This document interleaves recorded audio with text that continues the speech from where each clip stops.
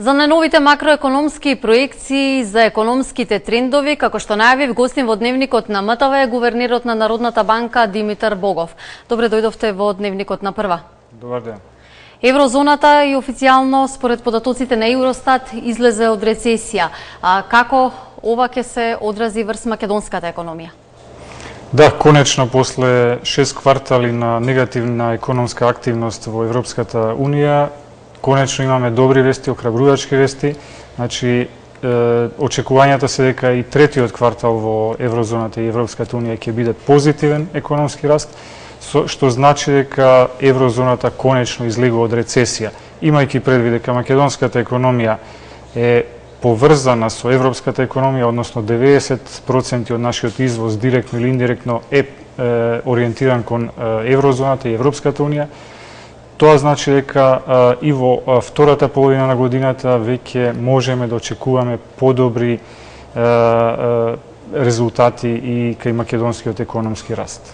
Позитивни сигнали за македонската економија дојдоа и во вториот квартал, кога е регистриран раст од 2,9%, но дали постојат ризици и од каде најмногу доаѓаат?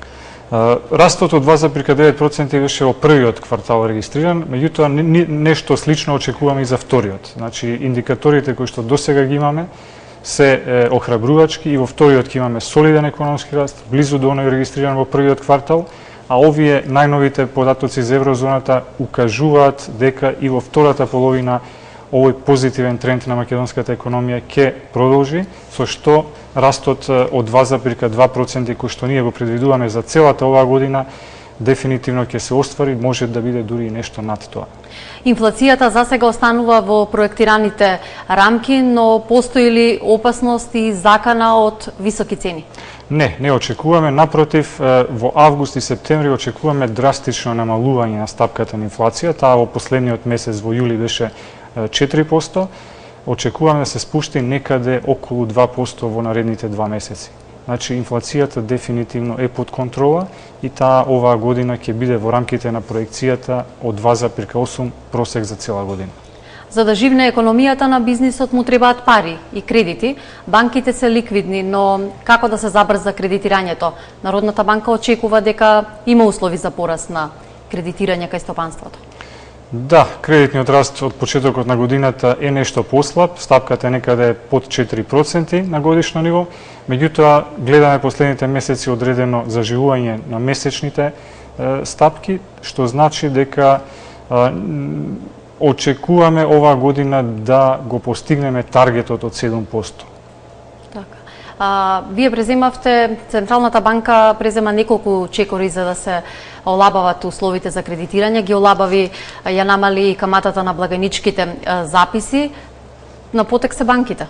Да, ние направивме доста во последниве 2 години и кај задолжителната резерва, и кај референтната каматна стапка, им ги намаливме трошоците на банките, исто така ги притиснавме на некој начин да ги намалат и тие своите каматни стапки преку намалувањето на нашата референтна каматна стапка. Топката е кај банките. Се уште ризиците се доста високи, меѓутоа излегувањето на Еврозоната од рецесија треба да ги подобри очекувањата и кај банките, што значи дека сега ќе имаме подобра побарувачка за нашиот реален сектор.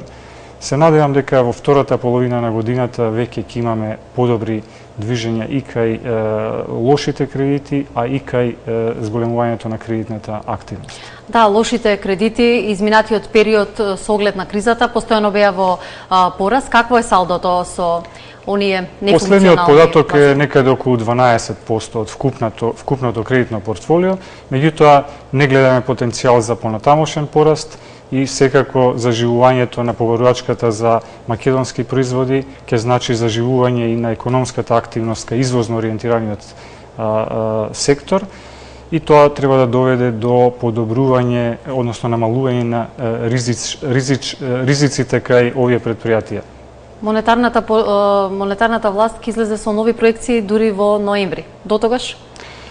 До тогаш ние редовно ги преоценуваме нашите проекции, секој месец го правиме тоа, значи денес имавме седница на Комитетот за монетарна, односно вчера имавме седница на Комитетот за оперативна монетарна политика, денес го објавивме соопштението и констатиравме дека за сега се движиме дури нешто, односно економијата се движи нешто над нашите очекувања. Значи може да очекуваме оваа година и економски раст над 2,2% како што е нашата официјална проекција.